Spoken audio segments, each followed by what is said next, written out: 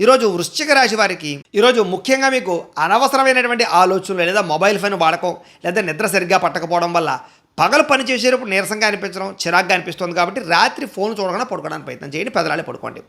ముందు వెనక ఆలోచించకుండా మాట్లాడడం వల్ల ఇతరుల దృష్టిలో చులకనయ్యే అవకాశం కనపడుతుంది. అంచేత ఏవైనా మాట్లాడేటప్పుడు ఒక నిమిషం ఆలోచించి మాట్లాడండి. కొంతమంది వ్యక్తుల పట్ల అనవసరమైనటువంటి ఆకర్షణ దానివల్ల మీ కుటుంబ జీవితాన్ని మిమ్మల్ని పాడు చేస్తుంది కాబట్టి వివాహేతర సంబంధాలకి కామపరమైన కోరికల జోలికి వెళ్ళకండి. అలాగే ముఖ్యమైన ఫైల్స్ తాళాలు లేదా పనులు మర్చిపోవడం వల్ల ఆఖరి నిమిషంలో టెన్షన్ కనపడుతుంది కాబట్టి ముఖ్యమైనవి ఒక దగ్గర ఏదైనా రాసి ఉంచుకోవడానికి ప్రయత్నం చేయండి. ఒక వస్తువు చూడగానే కొనాలనేటటువంటి ఆరాటంతో చేతిలో డబ్బు లేకపోయినా క్రెడిట్ కార్డ్స్ లేదా అప్పులు చేసి ఇబ్బందులు పడతారు, జాగ్రత్త. ఒత్తిడిని తట్టుకోలేక ఎక్కువ టీ కాఫీలు తాగడం వల్ల లేదా మత్తు పదార్థాలకు బానిసయ్యే అవకాశం కనపడుతుంది కాబట్టి ఇది మీ ఆరోగ్యాన్ని పాడు చేస్తుందనే విషయం గుర్తుపెట్టుకోండి, జాగ్రత్తగా ఉండండి. వేరే వాళ్ళు మంచి సలహా ఇచ్చినా సరే వినకుండా మీ పంతానికి పోయి అనవసరంగా డబ్బుల్ని నష్టపరుచుకునే పరిస్థితి కనపడుతోంది.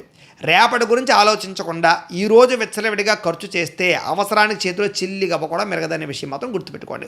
సోషల్ మీడియా చూడడం వల్ల మీ విలువైన సమయాన్ని వృధా చేసుకుంటారు కాబట్టి టైంకు అనుకున్న పనులు పూర్తి చేయండి. చేయాల్సిన పనులు పెండింగ్లో పడిపోతుంటే జాగ్రత్త. దుబారా ఖర్చుల విషయంలో జీతం ఎంత లేదా మీ దగ్గర ఎంత నిల ఉంది అనే విషయాన్ని ఆలోచించుకుని దుబారా ఖర్చులు చేయండి తప్ప లేకపోతే మీ పరిస్థితి ఇబ్బందులు పడతారు.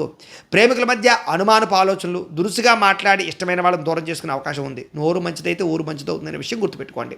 విద్యార్థులు చదువు మీద దృష్టి పెట్టలేకపోతారు. ముఖ్యంగా ఫోన్లు ఆటల వల్ల పరీక్షల్లో మార్కులు తగ్గే అవకాశం కనపడుతుంది, జాగ్రత్తగా ఉండండి.